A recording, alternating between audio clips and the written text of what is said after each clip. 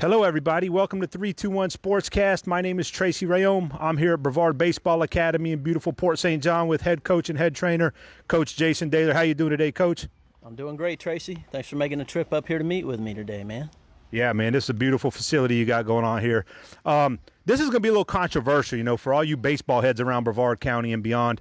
You might have a lot of comments one way or another, but Jason, I want to talk to you a little bit about this new wave of hitting style. I kind of just basically refer to it as the power hitting wave. I see these guys in the major leagues that are aiming for the long ball, the home runs. We hear words like trajectory and exit velocity and all these different terms. Tell us a little bit about this phenomena of a teaching style going on today. Well, I'll start out by saying, the mechanics of the baseball swing and probably pitching mechanics, especially for instructors and coaches, it's as serious as religion, and it goes back. You talk about old school and new school, and there's actually some books out on the shelves or on Amazon now that you can look into that go into depth about that. But really, one of the quotes that I heard from one of the instructors that I really follow sums it up best. He says, it's actually not how far you hit them, but it's how often you hit them far. So that's the premise of everything that I teach. I want kids to have fun, and it's more fun when you drive a ball in the gap. The more balls you square up, hit it out of the infield, even if it's to an outfielder. You hit a laser to an outfielder, you did your job. You won that at bat, in my eyes. That's what I teach. Now, there's coaches nowadays at the Little League level, especially, there's a bit of a tendency to be happy with kids hitting grounders, especially the quicker athletes, the really good athletes that can hit a grounder to short or to third, and they're already to first by the time, a young kid fields it and throws it over there. But in my opinion, you're setting that kid up for failure when he moves up the levels in the game. I mean, if you and I were to look at some video now of these things infielders can do, you can't hit a ground ball through the infield anymore, especially at the higher levels. Yeah, because they're so good. They're money. The ball's hit in the infield. You got like William Adames, and these guys are just money. So I think back to some of the great hitters, the Tony Gwynns, the Ryan Sandbergs, the Cal Ripkins, and some of these guys. And a lot of the methods that were taught when I was playing, and I never played past high school, but a lot of it was using your legs, generating that front foot. And there was just a whole different torque and a whole different method of arm positioning and barrel and bat positioning. How much has it changed? Not so much from a base hitter versus a power hitter, but in general, how much are these little leaguers and high school batters following today's method versus the old school method? Well, again, and I love your questions because they're hitting at the heart of a lot of the misconceptions that are out there. The game hasn't changed. I mean, athletes are getting better. Pitchers are throwing the ball harder. They're tunneling. They're making the ball move and stuff. And hitting is a bit behind that in terms of what we teach mechanically. I grew up and I was taught what you would call the old school A to B method. Shortest distance between two lines. How do you get there the quickest? You take the bat from here straight down to the ball, right? And that barrel is going to make contact, and you might get some backspin and send it in the air if you're lucky, right? Well, we've come to find out through slow motion video and through a lot of trial and error, and I'm standing on the shoulders of giants now. Don't let me try to take credit for any of this. I study the swing. I study the game. I'm an infielder. I was the kid, I played Division I baseball, and I made it to that level for my defense. It wasn't because I could hit. And I went to New Mexico State University. I played there for a couple years before my engineering studies got to be so heavy that I had to make a decision. But we had a couple coaches there that were what I thought were really good hitting instructors. We had from Oklahoma, we had Coach Gary Ward, who he coached Pete Incaviglia, Robin Ventura, some of these big names that made it all the way to the highest level of the game. He didn't teach Robin Ventura in fighting, did he? No, where I whooped his butt. Funny thing, I actually heard somebody today, I was watching an interview, and they were talking about Robin Ventura. He came up, not a lot of people know who he is anymore. The word was he actually had some of the slowest bat speed of all big leaguers, back when they were just measuring bat speed. They didn't have technology to measure exit ball speed, but it's very closely related, But what Robin Ventura did have was launch quickness, and that's what we need to key on, and we can go into some details of what that is. Being able to turn the barrel quick. Short is good, quick is good, but barrel path matters too. So there's a lot of science and a lot of technique. What I hear about this is the long ball and power hitters today. That's what signs contracts. That's what signs the big deals. That's what gives you the big endorsements and the advertisers. It doesn't always make for the best baseball coaching, like how to win a game. But these players don't care. They're making so much money. It's not all about winning anymore. It's all about the money. Are you seeing that affecting the game for the worse or for the better? Well, for the better. I would say for the better, because let's go back to what I was saying. You know, if you're taught as a young kid to take this downward barrel path from 2 legs, okay, and we can talk about what that means for a minute too. But when your barrel swings down and it stays down, you end up with a lot of ground balls and a lot of flares. Okay, now you mentioned home runs, and yeah, you're not going to play in the big leagues and hit fewer than 10 home runs anymore, right? You used to have guys that would hit 1 or 2 a year and maybe hit 290 because they could punch ground balls or they could punch, seeing eye singles. But nowadays, you have to be able to barrel the ball. And, if you weigh 200 pounds, maybe even one, what's Altuve weigh? $180, maybe $190. Wet maybe. Realistically. But he barrels the ball. And he knows how to stretch his body to the point of where it snaps. And when it snaps, he's not applying force to the barrel, believe it or not. He's done. He's just guiding the barrel through the ball. And he makes a lot of solid contact. And when you do that, the ball's going to leave. We got to use a different example, though, because Altuve knows where the ball's coming. You know me, I'm full of jokes. That's true. Who's Bregman? He's an example I'll leave out for now. Yeah, sure. All the Astros. Mm-hmm. Who's a few of the names in the major leagues today that come to your mind first and foremost when you think of the type of swing and hitting techniques that you teach? Great question. Yelich is one that I would look at quite a bit. Yelich has figured out. You hear a term in baseball a lot, and it's actually a great term. I heard it most of my baseball career, especially at the higher level. It's stay back. You've probably heard that before, right? Mm-hmm. Coach tells you stay back, stay back. But no one really knows what that means, okay? Yelich is a guy that if we get into talking the details, I can show you how he stays back. Even though he's moving forward, he stays back. Okay, Yelich is a good example. Mike Trout, obviously, has an amazing barrel turn. What about this Bo Bichette kid?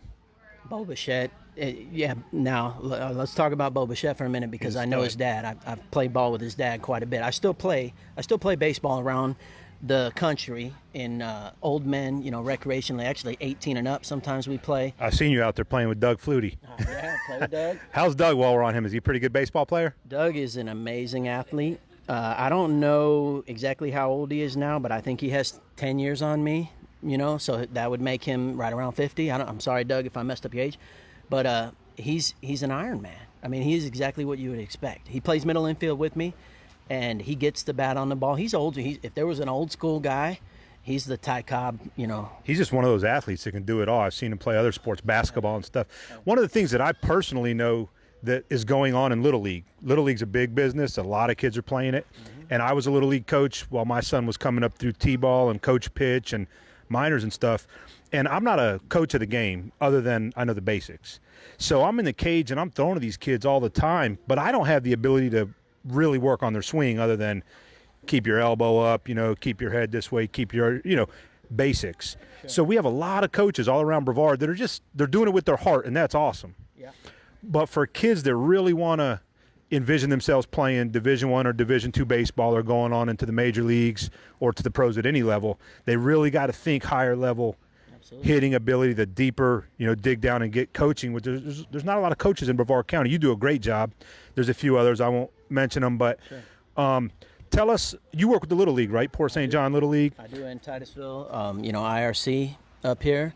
I'll go wherever there's kids and parents who are open-minded that want to learn, and I am connected with a few of the Little Leagues now, so I've been out the high school as well, Space Coast High School. Your question is basically what would you show them? What would be the first thing you show them? Or? Well, not the first thing. I'm saying we're doing it wrong, but we're doing it wrong over and over. Not that we're doing it wrong, but we're not really teaching the kids how to think high-level baseball. Sure. We're doing it with our heart. So you see this going on in all the Little Leagues. that creates a huge need for them to look into coaches like you or some of the other coaches to get some higher level coaching, so they learn how to hit with power. They learn how to generate power to opposite field. Right. Yep. I once heard the legendary coach Chaz Pippett out of North Carolina. I was up at his facility. Chaz is the man. I like Chaz. But I heard him telling a 7 or an 8-year-old kid, he said, do you know the sound of the baseball when it comes off the bat correctly, and everybody in the park hears it, and they know that kid is hitting on a whole nother level than the other kids. So that's kind of what you want to think about and what you want to shoot for. Coach Jay, we'll keep it basic for now. We're going to do some more insight with you over time, get some lessons, some details. Back to the one question that you had, Bo Bichette, he's a great one to watch. I was going to say I've played with his dad and talked hitting with him quite a bit. He was a 5 or 6 time All-Star in the big leagues. And he still plays. He's 50-something years old. His dad, Dante. His dad. And he doesn't play in the older divisions. He plays in the 18 and up. And when he gets up to the plate, they know and he'll even get on the mound and pitch. But he's got 2 boys, okay? He's got Dante Jr. and he's got Bo. And both of them made it into pro baseball, okay? Dante Jr. went with the Yankees organization, and Bo ended up in the Toronto Blue Jays organization. And Dante Jr., I think, stayed around the minor leagues, up and down. And Bo debuted in the big leagues this year, and it was a major debut. I mean, he went crazy, and there's a reason why. Talking hitting with his dad, what he did when he was young, I picked up some really good nuggets. And then that's actually how I heard about Chaz Pippett, because he had gone up there to hit with Chaz and a handful of other hitting instructors. Parents that are serious about making sure that their children get the best information, they study, they go talk to hitting instructors. The information's out there. If you're willing to spend the time, do the digging, you can find, and then you expose your kids to it, expose yourself to it, and then you make a decision. What's makes the most sense to you. That's what I tell everybody. I'm going to show you some things. They may seem a little unconventional. They're definitely going to sound different than what you've heard, but if it's not what you think makes sense to you, there's no hard feelings. I'm just showing you the best of what I've found through my 30 years of studying. Like I said, when I played college ball, I played because I had a strong arm, I was quick, and I was a great defender. I had a good glove. Hitting, if I had hit, I would have got paid to play. Now, one of the things you also do with your classes is you do video. You video the kids so that they can compare their swing to either their favorite player or one of the ones that you recommend. Mm-hmm. So the goal is to make your swing like Bo Bichette. Oh, man. There's no better tools out there. I got a lot of tools. I got a whole bag full of them, and we can get into I see a whole bunch of stuff back there. I've got tons of tools. I got the fancy big league pitching machine, the machine the kids use in travel ball these days. I've got it all, but there's only 2 tools that come to the top, and it's the camera that you just mentioned and the tee. And the ears, they got to be willing to listen. Oh, absolutely. Yeah, that's a given. Yeah, they got to have work ethic, and you're right. I skipped that. Got to put in the time. Yeah, they got to have an open mind. They got to have an open mind. They got to be willing to listen, and I find most kids do, especially if you get them young. Now if you get a high school kid that's had some success doing it his way, I've had a few of those that they're not going to take the open mind, and which is fine. That's their decision to make. Hopefully they have some parental guidance that can help them, but not everybody is going to be the perfect fit for being coachable, right? It's always been that way in any sport, probably. Well, the thing I also noticed, especially here in Brevard, is the wave of talent. Maybe it's more kids are playing baseball. Maybe there's some better coaching going on. But I tell you what, between Merritt Island's always been a beast. Vieira's really up and coming as one of the powerhouses in Brevard. You got O'Galley all the way up to Titusville. These kids are going division. They're going first round. Mm-hmm. We haven't seen this. I've grown up in Brevard. There's only been a couple kids, Prince Fielder and I think Tim Wakefield and a couple others. But, we had 2 kids a year ago that went first round in the Major League Draft. That's worldwide. That's big-time stuff. So, anyway, if you're a parent out there or you're a student or a player of the game and you want to hone down your skills and get really, really good and get prepared for Division I or the pros, give my man Coach Jay here a call at Brevard Baseball Academy. We're going to put his information up there on the screen. He's easy to get a hold of, and he'll be willing to work out a plan with you one-on-one which best fits your child or yourself. So, Jason, I appreciate you taking the time, man. Any last things you want to say or anyone you want to give a shout-out to? No, I appreciate it, Tracy. I look forward to having some more discussion with you if you want to get into some of the details, because I know people that are watching this are probably thinking, okay, what exactly is he teaching? I've got a wealth of resources that I can refer people to. Like I said, I'm standing on the shoulders of giants, and I can't even begin to mention all of the different hitting instructors that I've studied. I've gotten their books, I've gotten their videos, the main thing is I've tried it. I've tried it myself. I've tried it with other hitters, that are from adults all the way down to my son's age, who is now 7, which I've been working with him since he was 3 years old, and it's. I've seen him. He's actually, you can tell he's on a whole nother level at age 7, a whole nother level than the other 7-year-olds. No doubt. The mechanics, the technique, the fundamentals are just far beyond any 7-year-old I've ever seen. If you can learn some of the absolutes of what I call the high level swing, the high level swing pattern at a young age, there's a lot of things you're going to be able to do. Think you can work with me? I'm 43. You think I can still get to the league? They're making a lot of money. I like the money. Hey, what'd you say about having an open mind, man? Bring an open mind and we'll do it. There you go. For Coach Jay of Brevard Baseball Academy, I'm Tracy Rheaume with 321 SPORTSCAST. Thank y'all and have a good day.